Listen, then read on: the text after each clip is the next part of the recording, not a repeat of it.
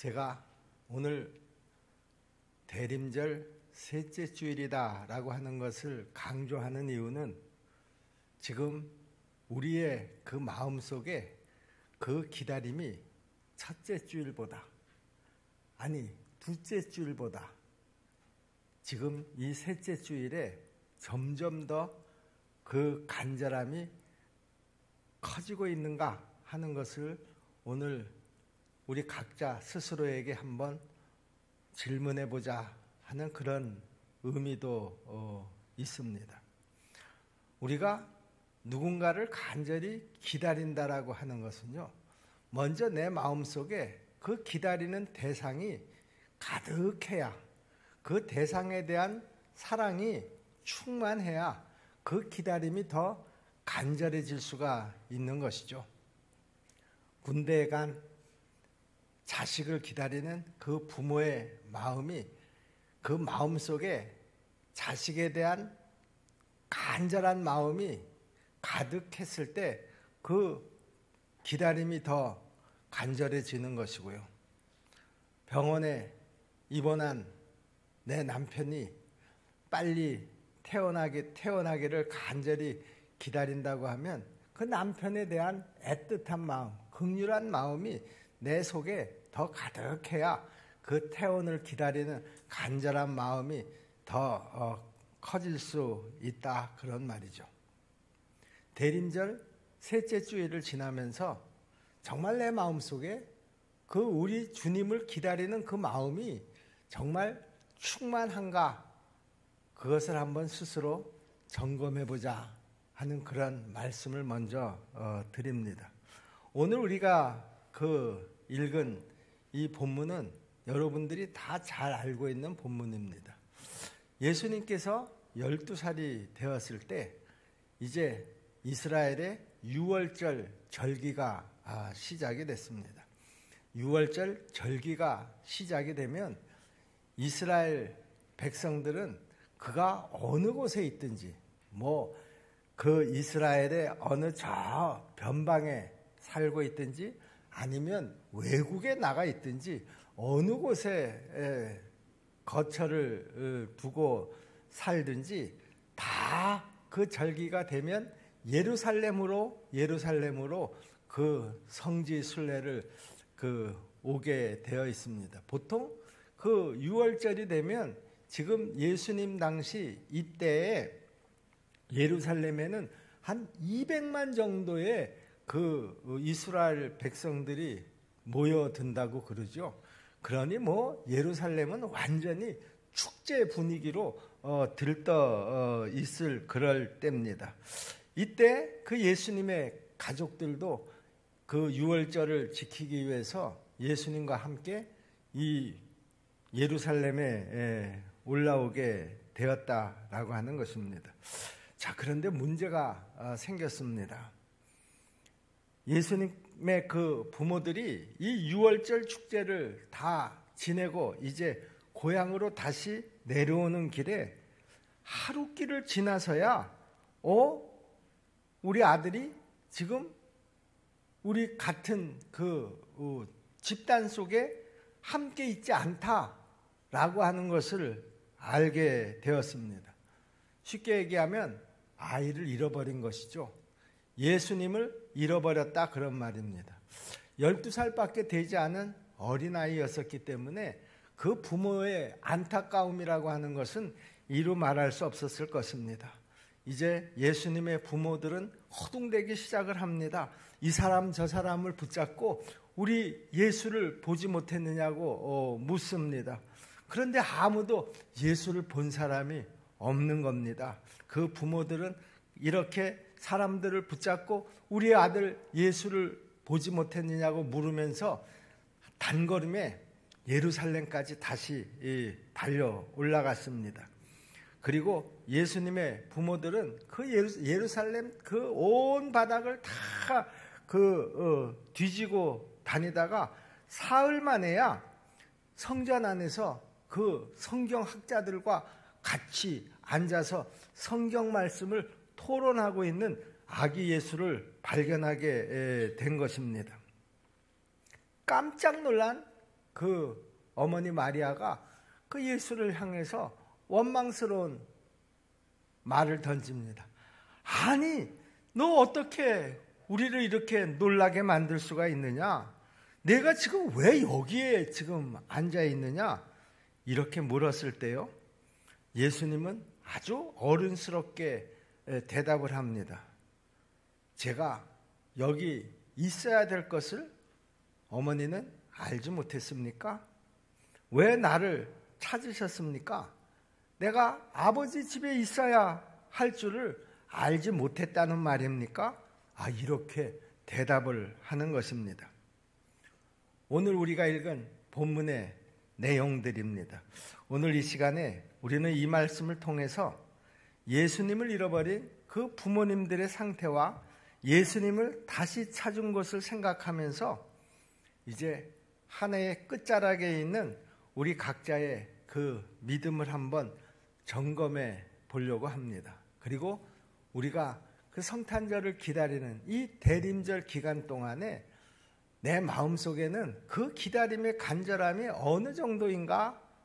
무엇을 통해서 그것을 확인할 수 있는가? 오늘 이 시간 같이 은혜를 나눠보자 합니다. 자, 먼저 지금 예수님의 부모들이 예수님을 잃어버린 이유가 뭐냐? 왜 아이를 잃어버리게 되었을까? 첫째는요, 예루살렘이 너무나 번잡했기 때문에 잃어버렸다, 이렇게 우리가 말할 수가 있겠습니다. 방금 앞에서도 제가 말씀드렸지만 그 주석학자들에 의하면 이 예루살렘의 그 유월절 축제는요, 그야말로 사람들이 발 디딜 틈이 없을 정도로 그렇게 많은 사람들이 모여드는 이스라엘 최고의 그 절기가 되겠습니다. 따라서 그 예수의 부모들은 그 혼잡 속에서 예수를 잃어버릴 만도 했다, 우리가 그렇게 이해를 할 수도 있겠습니다. 그렇습니다. 여러분, 우리의 주변이 번잡하면은요, 그 번잡함 때문에 우리의 정신을 빼앗기기가 쉽고요, 또 우리가 어떤 일에 관심을 집중하기도 쉽지를 않습니다. 그래서 지금 예수의 부모들은 어린 예수를 잃어버리고 만 것입니다. 여러분, 그동안 우리의 삶도 예수님께만 집중하고 살기가 너무나 복잡하고 분주했습니다. 그리고 또 그럴 수밖에 없었던 것이 요즘 코로나19라고 하는 것으로 인해서 분주한 것은 좀 덜해졌을지 모르겠지만은요, 그러나 반대로 우리의 마음은 더 복잡해진 것이 사실입니다. 현재와 미래에 대한 불안함이 점점 더 가중이 되다 보니까 우리의 삶 자체가 다 불안정해지고요, 또 산만해졌고요, 또 우리가 대면 예배니 비대면 예배니 이 예배 형태의 변화가 때로는 우리의 예배의 긴장감을 떨어뜨리는 그런 현상으로 나타나기도 했습니다. 오늘 뉴스를 들어보니까 확진자가 1000명을 넘어섰다고 그러죠. 의사들이 한 두서너 전쯤에 이 상태로 가면 1000명도 넘었을 겁니다, 그렇게 예측을 했을 때도요, 물론 그렇게 되지 않기를 바라는 그 국민들의 그 마음도 있었겠지만, 1000명이야 어떻게 넘어가겠나? 우리나라가 감염 그 방역을 얼마나 잘하고 있는데, 다 대부분이 그렇게 생각을 했는데요, 이 1000명이라고 하는 숫자가 현실이 되고 말았습니다. 400명이 넘으면 이제 그 코로나 단계가 2에서 2.5로 이제 그 단계가 올라가게 되었고, 또 실제로 그 600명이 도달했을 때 2.5로 우리가 단계를 올린 것을 잘 알고 있습니다. 그래서 지금 그 행정명령에 의해서 우리가 예배 본당에서도 20명 그 정원으로 예배를 드릴 수가 있습니다. 여러분들도 지금 다 거기 그 번호표가 붙어 있는 그 자리에 앉아 계시는 줄로 믿습니다. 그런데 1000명이라니요. 여러분 1000명이면 무조건 3단계로 지금 올라가게 되어 있습니다. 3단계가 되면은요, 완전히 비대면으로 이제 예배 형태도 또 바뀌게 됩니다. 20명도 아니고요. 예배 그 요원들만 몇 명 그 예배에 참여할 수가 있고요. 나머지는 다 비대면으로 이제 가정에서 예배를 드릴 수밖에 없는 이런 혼란스러운 상황이 또다시 한번 우리에게 찾아오게 된다라고 하는 것이죠. 어제 총회본부에서 공문이 날라왔습니다. 우리 성결교단은 보통 12월 셋째 주나 넷째 주에 사무총회를 하게 되어 있는데요. 이 사무총회를 1월 달로 연기를 해도 괜찮겠다. 그리고 거기에 따르는 행정적인 여러 가지 혼란들은 다 인정을 하겠다. 그런 내용의 공문이었습니다. 저희 교회는 그냥 마지막 주에 사무총회를 하기로 장로님들하고 최종적으로 결정을 했는데요. 이유는요, 12월 달이 지나서 1월 달이 된다고 해서 상태가 더 나아지려고 하는 보장이 없기 때문에 그렇습니다. 이제 문제는 그 사무총회를 열게 되려고 하면 성원이 되어야지 될 텐데 모이지를 못하는 그런 상황 속에서 설사 20명이 모일 수 있는 이런 제한된 환경이라고 하더라도 우리 교회 세대교인수의 사무총회 성원이 이루어지지 않습니다. 여러분 오늘 나가시면서요, 저 안내 데스크에 위임장들이 이렇게 놓여져 있을 겁니다. 그 위임장에 일단은 여러분 거의 모두가 다 위임장을 좀 작성을 해 주셔야 됩니다. 물론 그때 환경이 되어서 우리가 나와서 이렇게 예배를 드릴 수 있는 환경이라고 하면은요, 여러분들이 예배 사무총회에 참석하셔서 여러분의 권한을 행사하실 수 있겠지만요, 그렇지 않으면 그것도 또한 쉽지 않은 그런 상황이 될 것이라는 것이죠. 목양실은 지금 너무나 복잡합니다. 번잡합니다. 여기에 신경을 쓰다 보니까 우리들조차도 지금 대림절에 대한 간절함이 자꾸만 떨어지는 것이 솔직한 심정입니다. 그러니 성도들이야 더 말할 게 있겠습니까? 어쨌든 이런 상황 속에서 우리가 더 긴장을 하고 또 우리가 이런 상황 속에서 더 대림절의 의미를 놓치지 말고 내 안에 예수님으로 더 가득 채우기 위해서 우리가 더 기도하고 더 말씀을 보고 듣는 그런 가운데서 우리가 이 대림절을 잘 지내야 될 줄로 믿습니다. 이 예배의 긴장감이 떨어지게 되면은요, 결국 내 마음속은 나 혼자의 소견으로 더 번잡해지기 시작을 하고요. 그리고 그 마음에 계시던 예수님의 자리가 점점 좁아지고요. 그리고 이로 인해서 예수님을 잃어버리는 모습도 나타날 수가 있다라고 하는 것이죠. 여러분, 우리에게는 적어도 이런 일이 일어나지 않기를 위해서 여러분들이 더 영적으로 깨어 있어야 되겠고 긴장해야 될 때라고 생각을 합니다. 여기 44절 말씀을 보시면은요, 동행 중에 있는 줄로 생각하였으나 그랬습니다.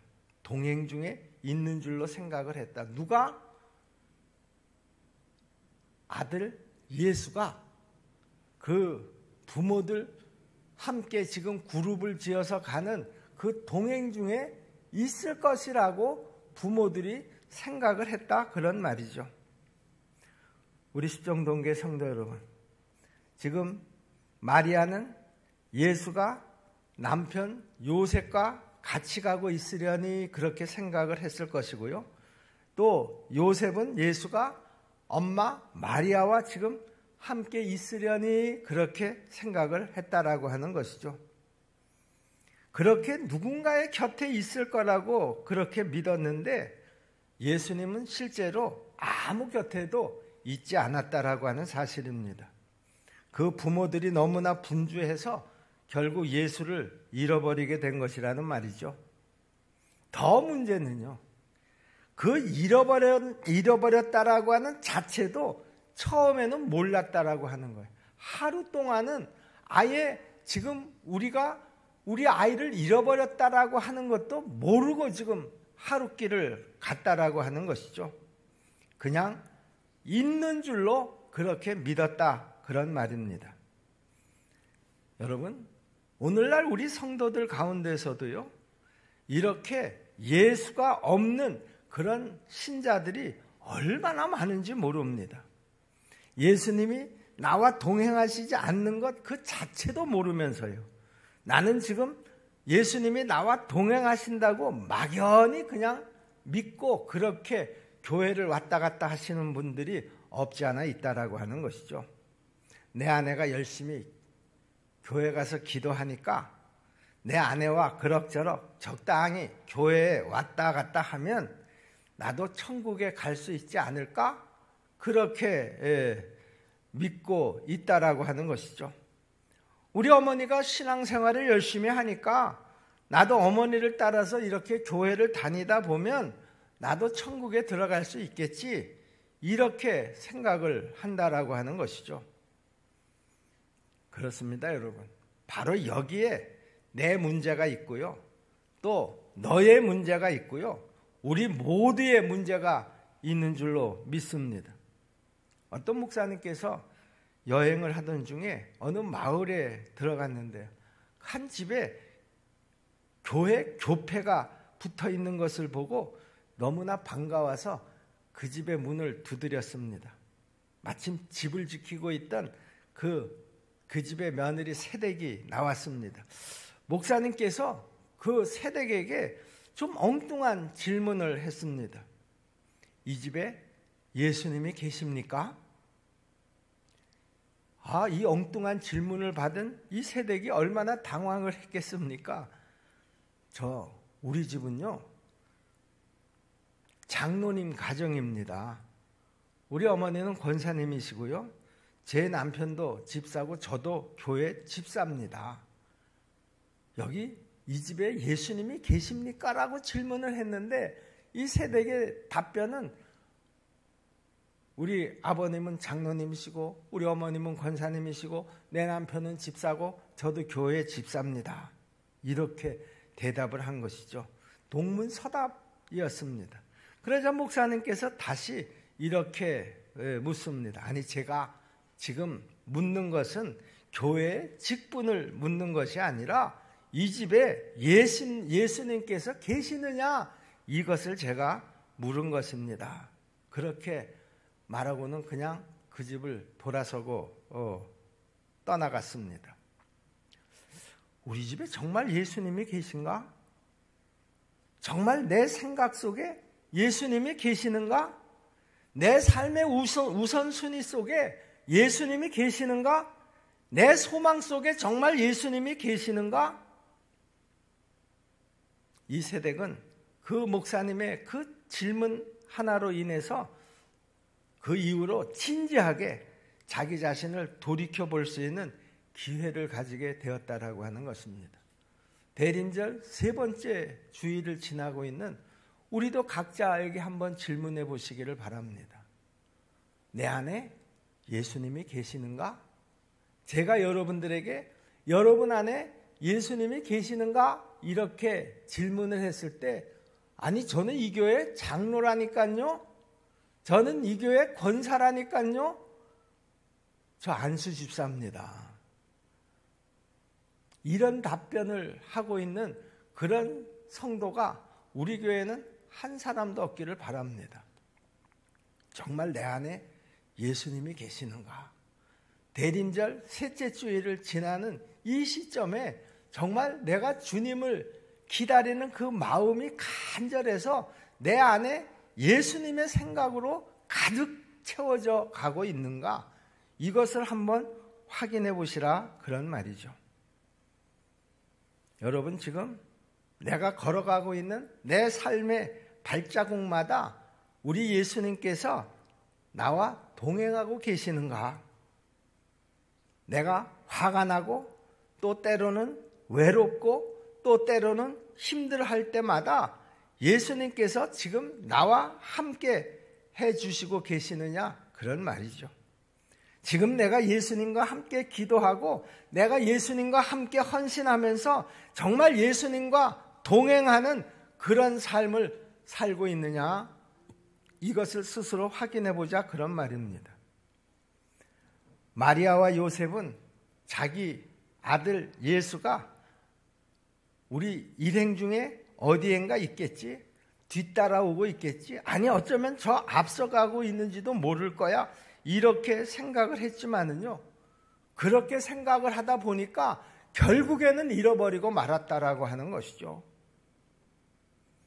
만약 마리아와 요셉이 예수를 자기들 눈 시야 가운 앞에 놓고 예수를 바라보면서 그렇게 함께 걸어갔다고 하면 예수의 부모들은 절대로 그 아들 예수를 잃어버리지 않았을 것이다 그런 말이죠. 이스라엘 백성들이요, 출애굽을 한 다음에 그 젖과 꿀이 흐르는 땅 가나안에 들어가기 위해서 광야를 여행을 합니다.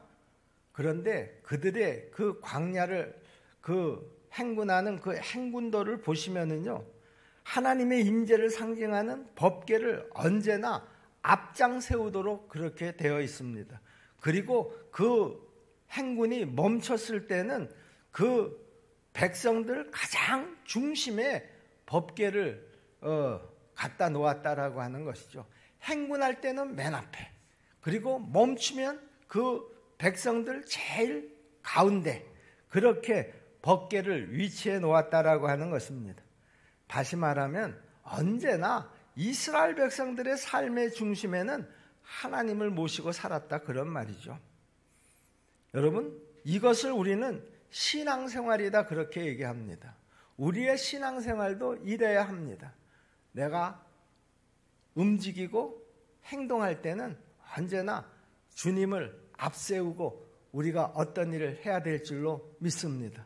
내가 멈춰 섰을 때는 내 생각의 중심에, 내 마음의 중심에 언제나 예수님이 함께 해야 한다라고 하는 것이죠. 우리 십정동계 성도 여러분, 우리 성도들의 지금 믿음의 그 위치는 지금 어디쯤에 있습니까? 만약에 오늘이라도 예수님께서 재림하셨다고 하면 예수님을 영접할 그 기름을 준비한 지혜로운 다섯 처녀처럼 그렇게 준비를 하고 있습니까? 아니면 기름이 바짝 말라가지고도 내가 지금 신앙생활을 잘하는 줄로 착각하고 있었던 어리석은 그 다섯 처녀처럼 내가 지금 신앙생활을 하고 있는지, 나는 지금 지혜로운 다섯 처녀 속에 속하고 있는지 아니면 어리석은 다섯 처녀 속에 속하고 있는지 한번 스스로 확인해 보시라 그런 말입니다. 예수님의 재림은 그 시간을 누구도 알 수가 없습니다. 그래서 오늘일지 내일일지 알 수 없는데, 그런데 나는 지금 어디에 있느냐 그런 말이죠. 여러분, 만약에 여러분들이 언제서부터인가 말씀을 들을 때도 내 귀에 달콤한 그런 말씀만 듣고요, 좀 내가 동의할 수 없고 내가 순종할 수 없는 그런 좀 부담스럽고 어려운 말씀은 아예 옆으로 밀어내는, 다시 말하면 말씀을 가려서 듣고 있지는 않은지, 그리고 내가 하나님 앞에 드리는 예배가 지금 형식으로 드리고 있지는 않은지 여러분 한번 확인해 볼 필요가 있다고 생각을 합니다. 코로나로 인해서 우리가 예전처럼 정상적인 모습으로 예배를 드릴 수는 없습니다. 제가 이 예배에 들어오기 전에 우리 차 목사님 카톡으로 지금 각자 집에서 예배 드리는 성도들이 그 예배 준비를 하고 있는 그 카톡 영상을 제가 보고 들어왔습니다. 참 잘하는 일입니다. 오늘 이 시간 이 자리에 우리와 함께 예배 드리지 않아도 그들은 우리와 똑같이 예배 드리는 것과 저는 다름이 없다고 생각을 합니다. 제가 코로나 이 시기에 여러분들에게 계속 말씀드리는 내용이 있죠. 예수님께서 분명히 말씀드렸습니다. 사마리아에서 예배를 드리던 예루살렘에서 예배를 드리던 그것은 그렇게 중요한 것이 아니다. 그러나 어느 곳에서 드리든지 신령과 진정으로 예배를 드리는 것이 그것이 바로 하나님이 기뻐하시는 예배다. 제가 그렇게 말씀을 드렸습니다. 오늘은 그나마 요 인원이라도 여기에서 예배를 드리고 지금 4층, 2층 다 분산돼서 예배를 드리고 나머지는 다 집에서 예배를 드리지만은요. 우리 십정동교회 성도들은 다 한결같은 마음으로 하나님 앞에 예배 드릴 수 있기를 주님의 이름으로 축원합니다. 신령과 진정으로 드리는 예배. 여러분 제가 말씀을 드렸죠. 특히 가정에서 예배를 드리시는 분들은 더 좀 정신을 바짝 차리고 더 집중해서 이 예배를 준비해야지 된다고요. 여러분 교회에 나와서 성전에서 예배를 드릴 때 여러분들은 어떻게 예배를 드립니까? 성전에 들어오기 전에 헌금도 미리 준비를 해서 봉투에 넣어가지고 그리고 그 헌금함에 넣고 여러분 자리에 가서 앉아서 예배를 드리지 않습니까? 가정에서 예배를 드립니까? 예배 드리기 전에 먼저 하나님 앞에 헌금도 내가 다 준비해서 드리고요. 요즘은 다 온라인으로 가능하니까요. 그리고 내가 예배 드리는 자리도 잘 좀 이렇게 확보를 해놓고요. 아이들도 잘 좀 이렇게 주의를 줘놓고요. 또 예배 드리지 않는 다른 가족이 있다고 하면 내가 예배 드리는 동안에 어떤 일로도 나를 찾지 말아라. 이렇게 당부도 해놓고요. 그렇게 아주 준비를 더 철저하게 해서 여기서 예배 드리는 것이나 가정에서 예배 드리는 모습이나 똑같이 예배를 드린다고 하면 예수님께서 신령과 진정으로 드리는 예배가 하나님 앞에 드리는 진짜 예배다라고 하는 그 말씀과 저는 같다. 그렇게 생각을 합니다. 그렇게 드린 예배라고 하면 내가 가정에서 예배를 드렸다고 하더라도 내가 오늘 주일 예배를 제대로 드린 것인가 드리지 않은 것인가 이런 것들을 가지고 혼란을 겪을 필요가 저는 없다고 그렇게 생각을 합니다. 여러분 나는 지금 어디에 있습니까? 내가 모여야 할 구역 예배보다도 내 어떤 가정의 일이 더 중요해서 그 모임의 자리를 소홀히 여기고 있지는 않느냐 그런 말입니다. 내가 두세 사람이 모인 곳에 내가 함께 있겠다. 너희가 모이기를 힘써라. 분명히 그렇게 말씀하셨는데도 그 모이는 것에 점점 소홀해지고 내 생각이 자꾸만 세상으로 나아가고 있다고 하면은요, 내 신앙에 문제가 생긴 것입니다. 아니 어쩌면 그 예수를 잃어버린 그 부모처럼 그렇게 내가 신앙생활을 하고 있는지도 모른다 그런 말이죠. 여러분 이렇게 차츰차츰 우선순위에서 밀려나는 그런 예배가 결국에는요 내 자신을 안일함에 빠지게 하고요 그 마음을 더욱더 번잡하게 만들어서 내 좌우편에 예수님을 모시고 살 수 없게 되니까 예배가 그렇게 소중하게 느껴지지 않게 되는 것입니다. 혹시 우리 십정동교 성도들 가운데 이 코로나 1년을 쭉 지나면서요 지금 내 영적인 상태가 이런 지경에 빠져 있지는 않은지 우리가 돌아봐야 합니다.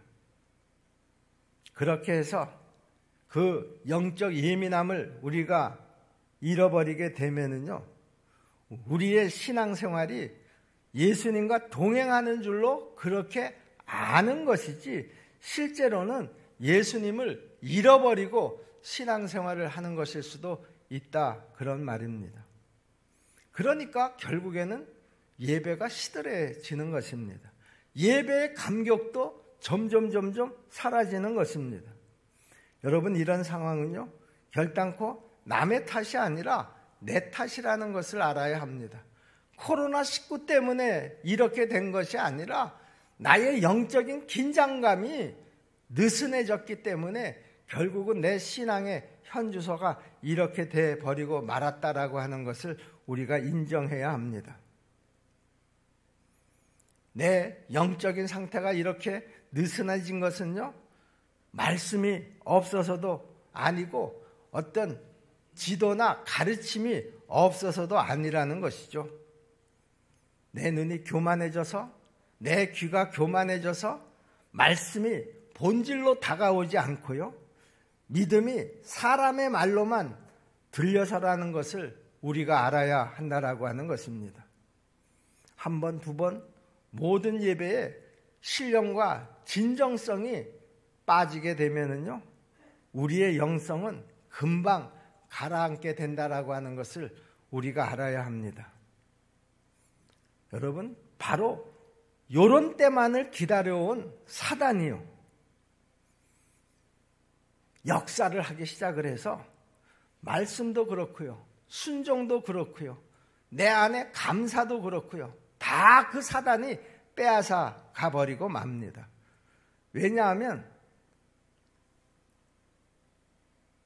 사단이 다 뺏어갔는데도 빼앗긴 줄도 모르고 있기 때문에 우리의 영적 상태가 더 그렇게 될 수밖에 없다라고 하는 것이죠. 그렇게 되면 우리는 우리의 귀가 조금씩 닫혀가게 되고요, 설교 말씀도 부담 없는 말씀, 그냥 내가 듣기 좋은 그런 말씀들만 가려서 듣기 시작한다라고 하는 것이죠. 그러면서 자기의 신앙생활은 기름을 준비한 5 처녀와 같은 그런 신앙생활을 하고 있다, 그렇게 착각을 하게 된다라고 하는 것입니다. 여러분, 그러나 그 상태는요, 이미 기름이 다 떨어져 버린 어리석은 5 처녀와 같은 상태라는 것을 우리가 잊어서는 안 됩니다. 이 상태는 벌써 예수님을 잃어버린 그런 상태라는 것이죠. 이 시간 우리 각자의 신앙 상태를 한번 다시 살펴볼 수 있기를 간절히 바랍니다. 여기 지금 요셉과 마리아는 하룻길을 다 지난 다음에야 예수가 없다는 사실을 확인하게 되었습니다. 여러분, 이것을 꼭 기억하시기를 바랍니다. 이 세상의 길이라고 하는 것은요, 내가 가다가 이거 길을 잘못 들었네, 다시 돌아갈 수도 있습니다. 내가 지난날에 어떤 일을, 실패를 경험했습니다. 그러면 그 일에 다시 도전해 볼 수도 있습니다. 그러나 우리의 인생길이라고 하는 것은 그렇지 않습니다. 연습이라는 것이 없습니다. 다시 되돌아갈 수도 없고요, 오직 누구에게나 딱 한 번만 걸어갈 수 있는 모든 순간순간은 다 일회성이라는 것이죠. 내가 지금 나이가 67인데 내가 한 50살로 다시 돌아갈 수 있으면 얼마나 좋을까? 아무리 내가 발버둥을 쳐도 절대로 50살로 돌아갈 수 없다는 거예요. 아니, 어제로도 돌아갈 수가 없습니다. 나는 오직 앞만 보고 걸어갈 수밖에 없는 그런 인생길을 내가 지금 가고 있다라고 하는 것이죠. 그러므로 내가 내 인생의 마지막 순간에 그렇게 서게 되었을 때요, 내 곁에 예수님이 안 계시고요, 우리 주님께서 내가 너를 도무지 알지 못한다.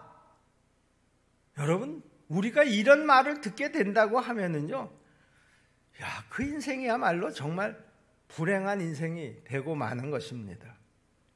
여러분, 구약 성경을 보시면은요, 삼손이 기생 드릴라에게 빠져서 깊이 잠이 든 사이에 그 삼손의 힘의 근원이었던 머리카락이 다 잘려나간 거 여러분 다 잘 아시잖아요. 그럼에도 불구하고 성경은 그때 그 상황을 이렇게 묘사를 하고 있습니다. 삼손은 여호와께서 이미 자기가 자기를 떠난 줄을 깨닫지 못하더라. 성령이 삼손을 떠났습니다. 하나님이 그를 떠났는데도 삼손은 하나님이 자기를 떠났는지 성령님이 자기를 떠났는지를 알지 못했다, 그런 말입니다. 우리 신앙생활에서 이것이 가장 저는 비극이고요. 우리 신앙생활에서 이것이 가장 불행 중에 불행이라고 생각을 합니다. 예수님께서 여러분들과 지금 함께하고 있습니까? 성령님이 여러분들과 함께하고 있느냐, 그런 말이죠. 이미 떠났는데 함께하고 있으려니 그렇게 생각하고 있지는 않느냐, 그런 말입니다. 여러분 보세요. 마리아와 요셉은 결국 예수님을 잃어버렸고요. 삼손은요, 성령의 능력을 잃어버린 줄로 믿습니다. 우리도 마찬가지로 만약에 오늘 예수를 잃어버리고 오늘 성령의 능력을 잃어버리고 내가 지금 엉뚱한 것을 붙잡고 살아간다고 하면 이것은 분명히 우리의 가장 중요한 핵심이자 본질, 신앙의 본질을 잃어버리고 살아가는 것이다, 그런 말입니다. 그러므로 우리가 예수님을 잃어버린다라고 하는 것은 우리의 모든 것을 다 잃어버리는 것과 똑같습니다. 여러분, 왜 예수의 부모들이 예수를 잃어버렸을까? 성전을 떠났기 때문이라는 것이죠. 여러분, 교회가 거룩하다라고 하는 얘기는요, 여기 지금 모인 여러분들이 거룩하기 때문에 교회가 거룩하다, 그런 말이 아니라 우리를 거룩하게 하시는 보혈의 능력이 역사하시는 곳이기 때문에 여기 교회가 거룩한 줄로 믿습니다. 여러분, 교회가 하나다, 이런 얘기는요, 여기 모이는 우리 성도들의 마음이 모두가 다 하나가 되었기 때문에 교회가 하나다, 그런 말이 아니라요. 우리를 하나 되게 하시는 성령님이 여기에 계시기 때문에 교회는 하나입니다, 이렇게 말할 수가 있는 것이죠. 교회가 영광스럽다 하는 얘기는요, 여기에 서 있는 저와 여러분들이 영광스럽기 때문에 교회가 영광스러운 것이 아니라 영광스러운 하나님이 여기 계시기 때문에 교회가 영광스러운 것이다, 그런 말입니다. 우리는 알아도 제대로 알아야 합니다. 여러분, 2000년의 그 기독교 역사 동안에 교회는 언제나 연약함 가운데 있었고요. 때로는 갈등이 있었음에도 불구하고 하나님은 언제나 교회를 통해서 당신의 구원의 역사를 이루어 오신 줄로 믿습니다. 그래서 하나님을 아버지라고 불렀던 당신의 백성들은 그 삶의 중심에 언제나 성전을 두고 살았던 것입니다. 우리 또한 내 삶의 중심에 하나님의 한 말씀이라도 제대로 마음에 새기고 그 말씀을 실천하고 붙잡고 살아간다고 하면 우리의 믿음의 선배들처럼 동행하시는 예수님의 능력을 경험하는 가운데요, 우리의 신앙은 절대로 실패할 수가 없다라고 하는 것입니다. 우리 십정동교회 성도 여러분, 말씀 한 말씀만이라도 내 안에 있어도, 그리고 그 말씀을 실천하기만 해도 우리는 승리할 수 있을 줄로 믿으시기를 바랍니다. 오늘 그 한 말씀의 능력을 우리 모두가 다 체험하는 시간이 되기를 주님의 이름으로 축원합니다. 자, 그런데 예수님의 그 부모들이 잃어버린 예수를 어디에서 찾았는가라고 하는 것이죠. 요셉과 마리아는 만나는 친척들과 지나가는 사람들을 붙잡고 우리 아이 예수를 못 보셨습니까? 아는 자 중에서 찾았지만은 그 동행인 가운데는 예수가 없었습니다. 그런데 어디서 찾았습니까? 성전에서 예수를 찾았습니다. 여러분, 오늘 우리가 내가 왜 지금 이 교회에 왔는지를 알아야 합니다. 여러분, 우리가 부자가 되려고 하면은요, 세상으로 가야 합니다. 안목의 적용이라 이생의 자랑이나 그리고 육체의 쾌락과 재미는 교회 안에 있는 것이 아니라 교회 밖에 있습니다. 그렇다고 하면 여러분은 오늘 무엇 때문에 여기 교회에 모이셨느냐라고 하는 것이죠. 여러분들이 오늘 이 자리에 모이신 것은 한 가지입니다. 예수님을 만나러 온 줄로 믿습니다. 교회는 예수님을 만나러 오셔야 합니다. 나랑 친한 친구를 만나러 오는 것도 아니고요. 목사님을 만나러 오는 것도 아니고요. 여러분이 오늘 이 자리에 오신 유일한 목적 한 가지는 예수님을 만나기 위해서 이 자리에 오신 줄로 믿습니다. 그렇습니다. 교회는 예수님을 만나러 오셔야 합니다. 그러므로 우리가 교회에 오면 설교 속에서, 찬송 속에서, 기도 속에서, 성도의 교제 속에서 예수님을 보아야지 되고 만나야 될 줄로 믿으시기를 바랍니다. 그럼에도 불구하고 내가 교회 생활을 하면서도 우리가 낙심을 하고 불평이 생기고 미움이 생기고 원망이 생기고 오해가 생기고 근심하면서 살아가는 이유가 뭔가? 그것은 바로 내가 교회에 아무리 자주 와도 예수님을 만나지 못하기 때문이라는 것이죠. 교회에 와도 예수님이 보이지를 않는 거예요. 문제만 보이고 사람만 보이는 거예요. 그러니까 내가 교회에 와서 낙심도 하고 불평도 하고 미움도 생기고 오해도 생기고 근심도 하면서 살아가는 것입니다. 저는 십정동교회에서 30년 동안 목회를 하면서요. 적지 않은 교회인들이 의외로 교회에 정착을 하지 못하고 방황하는 것을 보았습니다. 처음에는 그런 사람들을 보면 얼마나 안타까웠는지 모릅니다. 이 세상에 어느 교회가 천국 같은 교회가 있다고 저 사람들은 맨날 천국 같은 교회만 찾으러 저렇게 돌아다니는가? 그런데요. 그 사람들과 가만히 이야기를 나눠보던 가운데서요. 그들이 지금 무엇을 찾느라고 저렇게 정착을 하지 못하고 방황을 하고 있는지를 알게 됐습니다. 그들은 어디에 가면 정말 마음에 드는 생명수가 넘치는 그런 말씀이 있는가? 그런 말씀을 찾아서 방황을 하는 것이죠. 어디 가면 그 하나님의 영광스러운 임재를 경험할 수 있는가? 내 마음에 쏙 드는 그런 예배를 드릴 수 있는가 하고 주일마다 그런 교회를 찾아다니는 그들 나름대로는 몸부림이다. 저는 그렇게 알게 되었습니다. 참 목사로서 한편 부끄럽기도 하고요. 또 안타까웠던 것도 사실입니다. 그래서 저는 오늘도 하나님 앞에 엎드려서 이렇게 기도합니다. 하나님 아버지, 오늘 말씀을 통해서 예수를 보여주는 그런 교회가 되게 하여 주시옵소서. 오늘 이 시간 이 예배에 참석한 모든 성도들이 또 가정에서 드리는 우리 십정동교회 성도들이 오늘 이 말씀을 통해서 예수를 볼 수 있게 하여 주시옵소서.